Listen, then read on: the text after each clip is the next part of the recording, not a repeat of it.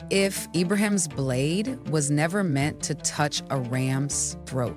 What if the real sacrifice was you? The Qur'an says nothing of the son's name. The blade does not cut, the fire does not burn. And yet, a secret burns beneath the words. Today, we lift the veil. Welcome to Light Beneath the Words. This story is not just sacred memory. It is a mirror. And in that mirror, the ram, the blade, the silence, all point to one truth, the surrender of the self. Ibrahim does not sacrifice a son. He sacrifices his certainty. He walks the ultimate edge, not knowing who must fall. But behind every word, there is a world. Let us enter it. You've heard this story all your life, a father, a son, a knife, a ram. But what if I told you the Qur'an itself contains a deliberate silence, a space that invites you not only to remember, but to enter the sacrifice yourself?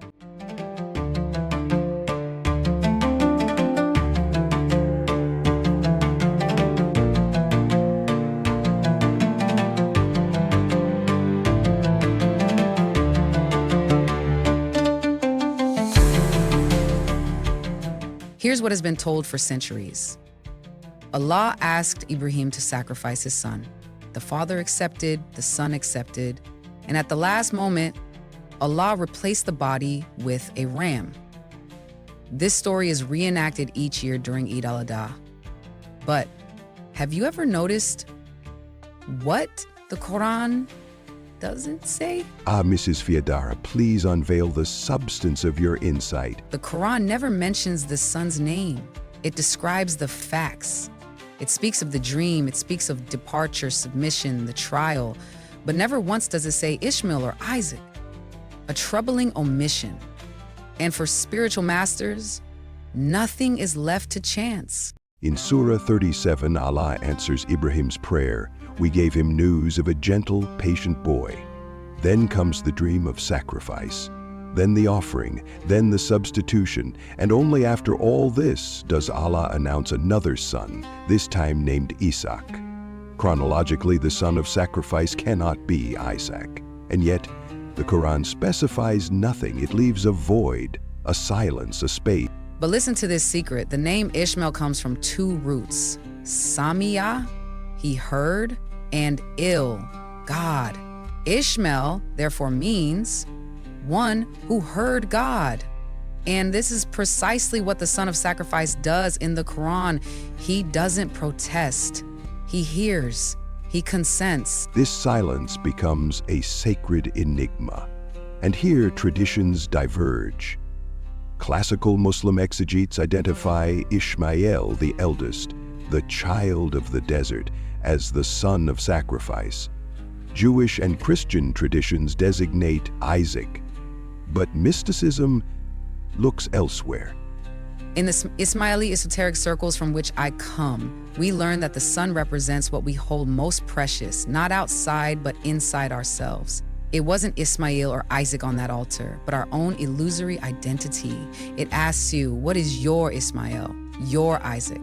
What you love, what you cling to, what you cannot imagine losing. That's what God asks you to offer. Your fear, your attachment, your illusion of possession. Our ego misses Firdara. Deeper still.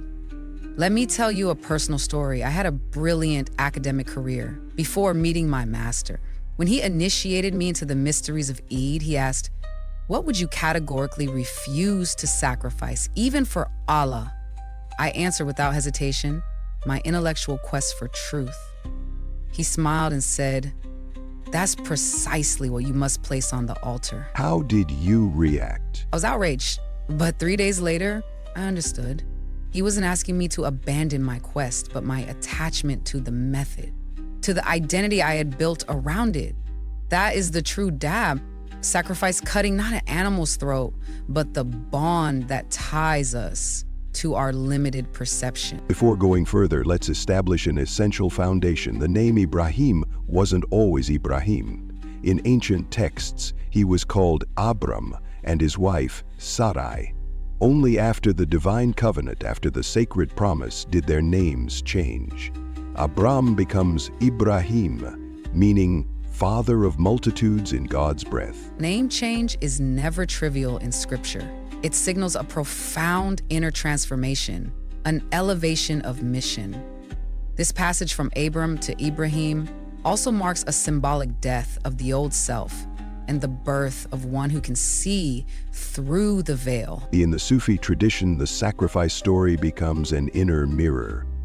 What God asks of Ibrahim isn't just an act, it's a state, a tearing of the heart, a total purification. Ibrahim becomes the example of the servant who keeps nothing for himself, not even what he loves most. Sufi masters say the trial wasn't about a son's death, but the death of attachment. And here is where sacrifice becomes an alchemical act. The ego, illusions, desires are placed on the altar, and it's the fire of divine love that consumes them. This fire isn't external. It's the one burning within you when facing a radical spiritual decision, when you must choose between your comfort and your truth. The knife Ibrahim holds isn't a weapon, it's piercing lucidity. What separates truth from falsehood?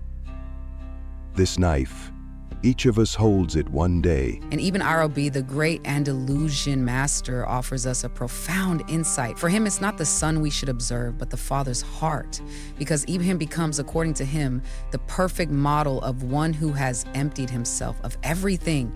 His heart has become qalb salim, a sound heart, purified, now a mirror of the real. That's why he receives the dream, not as a mere vision, but as a mystical commandment issued without veil. I'd like to share a fascinating story told to me by Sheikh Abdallah, an old Sufi from Fez. In his personal library, he kept a 16th century manuscript Qur'an with exceptional marginal annotations. In the margins of Surah 37 near the sacrifice narrative, an anonymous mystic had calligraphed in tiny letters, "The unnamed Son is the soul of every believer, placed in the hands of his Lord." Sheikh Abdallah told me that for 40 years he meditated on this passage every eve of Eid, until the profound meaning was revealed to him in a dream. When I asked what he had seen, he simply smiled and replied, "I saw that the knife had never existed. And you, who are listening now, what attachment burns in your heart? What comfort prevents you from reaching your deepest truth? This isn't just Ibrahim's story. It's yours. If these words resonate within you, imagine what Ibn Arabi himself reveals. His gaze pierces the veils of the narrative to unveil its hidden light. Read him. Feel him. Link in the description. While the Quran keeps silent about the son's name, the mystical tradition doesn't see this as an omission, but as an open door. For Sufis and Ismailis, Ismail and Isaac are no longer just historical figures. They become symbols of two fundamental dimensions on our spiritual path. Ishmael, the eldest, represents the exterior, the zahir, action, loyalty, apparent submission. Isaac embodies the interior, the batin, contemplation, inner knowledge, refinement of the soul. And according to Ismaili wisdom, these two aspects are inseparable. One without the other is crippled. The suspended sacrifice then becomes a clear message. It's not about choosing between Ismail or Isaac, between law or light, between rigor or tenderness. We must learn to unite them, to harmonize our visible submission with our hidden awakening. You know, Mansur, in Bukhara, I met Hassan, guardian of a Sufi sanctuary for 50 years. Every day, he performed the same rituals with absolute precision, sweeping the floor, lighting candles, leading prayers. Visitors saw only a man devoted to external practices. One evening, staying after closing, I found him sitting in darkness, his face radiant with inner light. He simply said to me, "For 50 years, my hands have cleaned this sanctuary so people could pray." That's my Ishmael, my Zahir. But every night, this sanctuary cleanses me from within. That's my Isaac, my Batin. He took my hand and placed it on his heart. Do you feel the two beats? One visible, counting the hours. The other invisible, touching the eternal. One who has only Ishmael becomes a guardian without vision. One who has only Isaac becomes a dreamer without impact. But one who unites them becomes a bridge between worlds. That day, I understood that Zahir and Batin are not two opposing paths. They are the two legs that allow us to walk toward truth. And some Ismaili texts go further. They consider this dual presence as the two wings of the soul's bird. Without one, it cannot fly. The act of sacrifice then becomes the union of these polarities, the moment when the being ceases to be fragmented to become whole. Dear friends, look at your own spiritual practice. Do you favor the exterior, rituals, obligations, visible acts? Or do you lose yourself in the interior? Meditations, esoteric studies, hidden knowledge. Ibrahim's lesson is that fullness requires both. Before speaking of time, let's talk about place. Ishmael is born in the desert, and this is no coincidence. The desert isn't just an empty space. It's a mirror. It represents the material world, often arid for the questing soul. But in this desert springs Zamzam, as if spiritual life always emerges from what seems desperate. And this period of 70 days between Ramadan and Eid, it is itself a mystical desert. For Sufis, these 70 days represent the 70,000 veils, hijabat, that separate the soul from divine presence. Veils made of light and darkness, illusions and attachments. Each day a veil can fall. Each breath a possible breakthrough. One day, during a Sufi circle, a young disciple asked the master, "How can I truly understand the stories of the Qur'an?" The master smiled and replied, "Imagine the text as a secret garden. The literal reading shows you the flowers on the surface. That is the apparent meaning. But if you practice tawil, you seek the hidden roots beneath the earth, the deep meaning that only the heart can grasp. Between the surface and the depth, there is a mysterious space. It is the barzakh, an invisible bridge, where one hesitates, where one doubts, but where one begins to see differently. And then there comes a moment when you forget yourself completely in this quest, when you yourself become the garden. That is the fana, the effacement of the ego and the contemplation of the divine. But the journey does not end there. After the fana comes the baka, the subsistence, the return to life, but this time a life anchored in Allah, where one remains in the light of the rediscovered meaning. As reading the Qur'an is to travel from the surface to the invisible, to cross the barzakh, to efface oneself in the fana, and then to be reborn in the baka, the lasting presence in Allah. Yes, Mansur, the Ismailis see this as a path of initiation, a living tawil. These 70 days become a barzakh, a subtle bridge, a mystical isthmus, a space between two states, that of fana, the effacement of self experienced during Ramadan, and that of baka, the subsistence in Allah, celebrated during Eid. And this crossing is not new, it is archetypal. The Ismaili texts establish a parallel with the 70 disciples of Moses, who, according to the Qur'an, could not bear the direct vision of God on Sinai. As if it took 70 steps to prepare the soul for the light without being consumed. Between the end of Ramadan and Eid al-Adha, there are about 70 days. Many see this as a simple coincidence in the lunar calendar. But for the Sufis and Ismailis, this is not just a delay. It is a path, a passage, a crossing of 70 veils. Between Ramadan and Eid, I lived days of doubt. But I understood that each veil that fell was a step toward more light. And it is no coincidence that during this period, the Islamic tradition values dates so much. These fruits are not trivial. They contain a cosmic memory. The Sufis say that a date is not just nourishing. It carries a code, a seed of light, a trace of the garden. Remember, in the Quran, Mary receives dates during childbirth. And when breaking the fast, we begin with them. It's a silent transmission between the sacred act and the sweetness of the invisible. Before the sacrifice, there is another episode that many forget. Another desert, another cry, that of Hagar, alone, abandoned with her son. Ismail cries he is thirsty, and Hagar runs. Between two hills, Safa and Marwa, 7 times. Not out of superstition, out of despair, out of hope. And it is in this race that the source springs forth.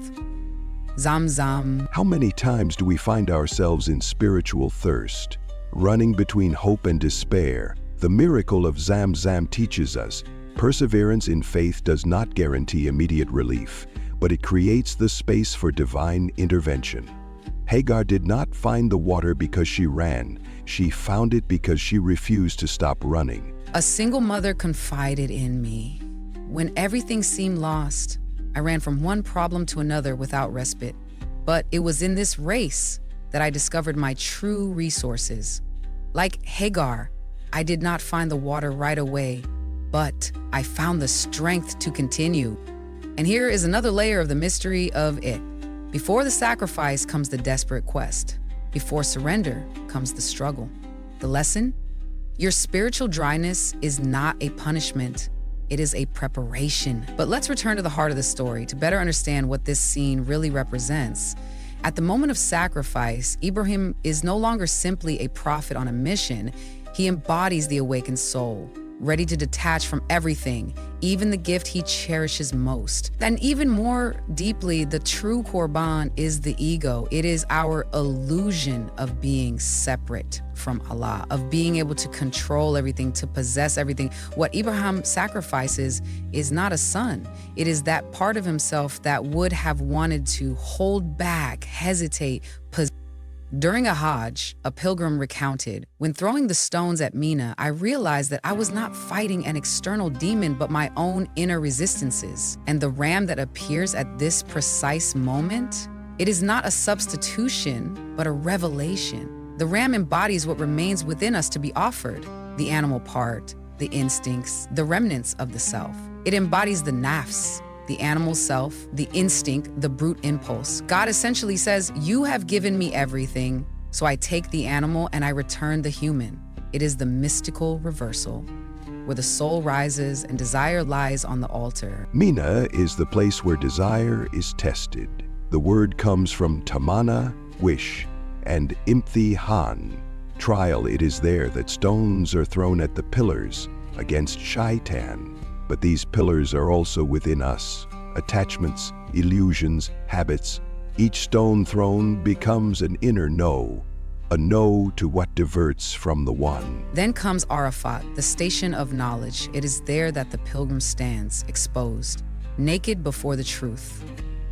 Arafat comes from the verb arafat, to know, to recognize. It is the place where one remembers, where one finds oneself. It is said that if God wants to forgive, it is there that he looks.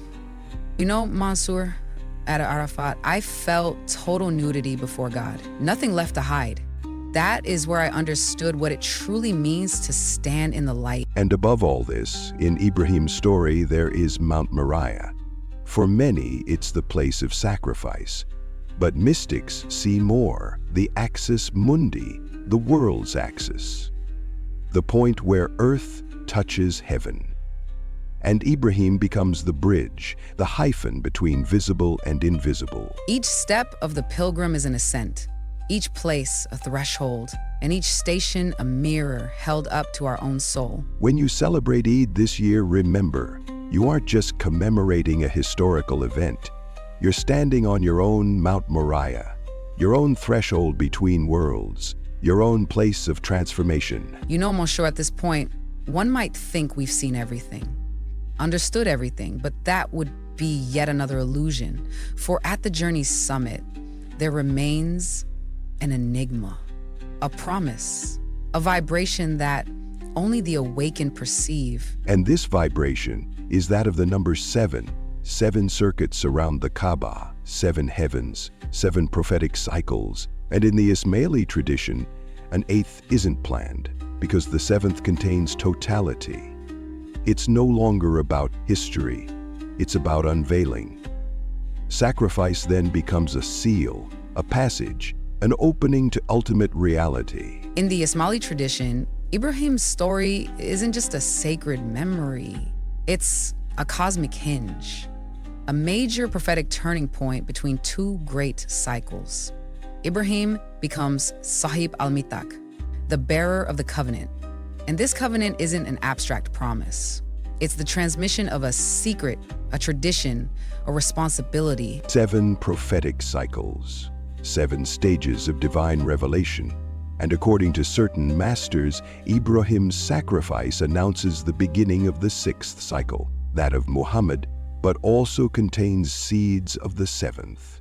This 7th cycle is that of total unveiling, a cycle without visible prophet, but where truth reveals itself from within. That's why, in the Ismaili reading, the ram replacing the sun isn't a simple substitution. It's a fidya, a ransom, heralding a time to come when sacrifice will no longer be external, but internal.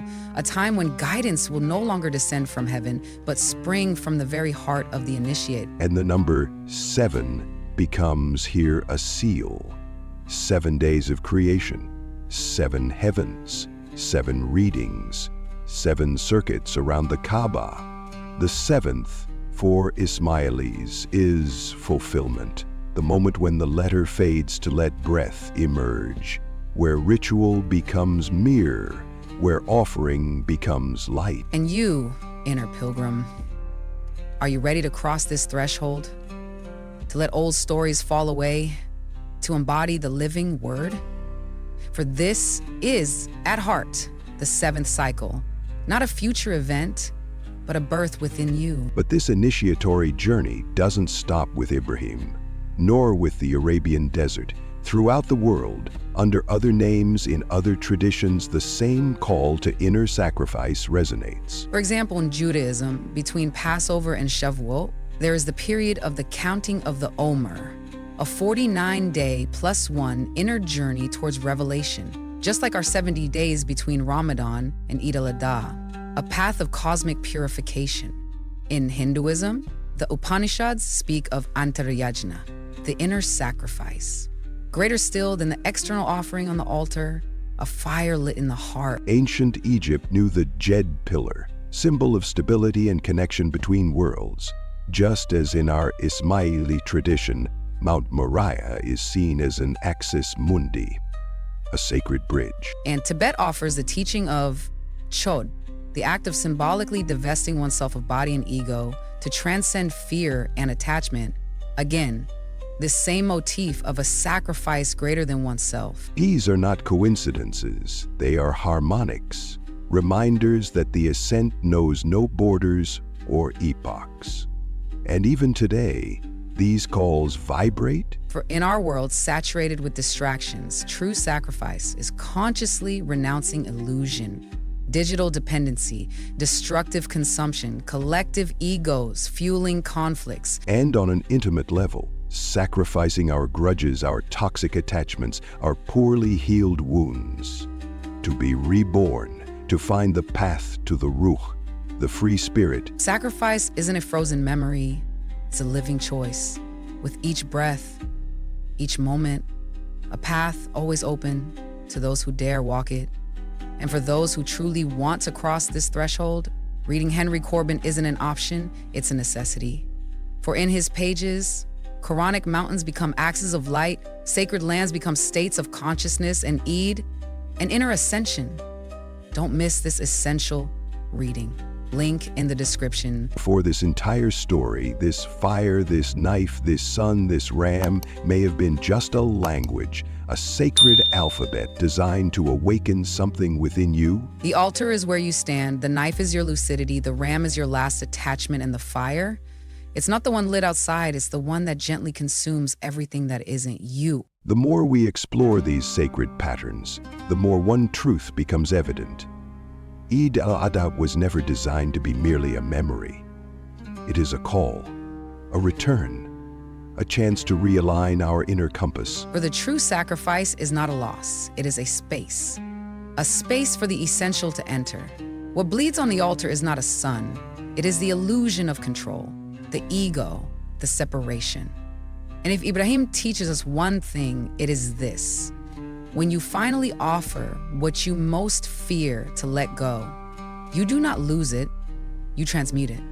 You yourself become the offering. The altar is within you. The knife is within you. And the fire, it has always been there. So perhaps the real question this year is not, what must I give up, but who am I ready to become? And that is the very essence of sacred knowledge. It is not a fabric to tear, it is a mist to cross. Not a boundary, but a threshold. And this threshold is within you.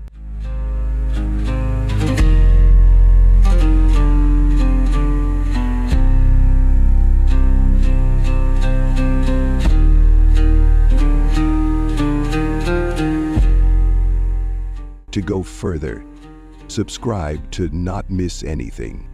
Like to support this work. Comment to open new fields. Share, for the light must not remain under the bushel. Click on the links in the description.